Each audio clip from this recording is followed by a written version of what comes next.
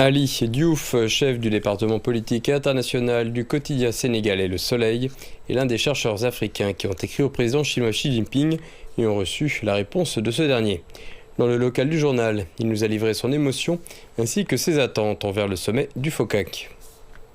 Je pense que ça fait chaud au cœur. C'est c'est un très grand plaisir, une très grande fierté quand même d'avoir cette réponse du président Xi Jinping. Dans le cadre du FOCAC, la Chine a beaucoup investi en Afrique et au Sénégal de façon particulière. Surtout sur le plan des infrastructures.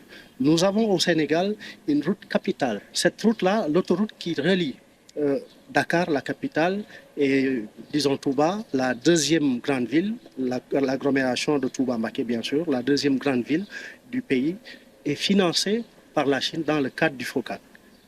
En dehors de, disons, cette autoroute, il y a l'autoroute qui relie l'aéroport et Thiès et également Mbour.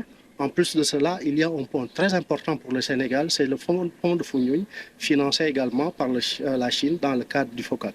Je peux citer beaucoup d'exemples dans le cadre de la santé, dans le cadre de l'agriculture, dans le cadre de l'éducation, etc., etc. C'est dire que la Chine, quand même, participe considérablement au développement de l'Afrique. Pour ce qui est du FOCAC, je pense qu'on aura également de très grandes décisions vont sortir de ce sommet qui se tient cette semaine à Beijing. Et j'attends particulièrement peut-être qu'on mette davantage l'accent sur des domaines comme l'éducation, parce que l'Afrique est un continent jeune et un continent peuplé qui a besoin d'être formé. Il faut former la jeunesse. Le Sud, de façon générale, est composé de pays en développement.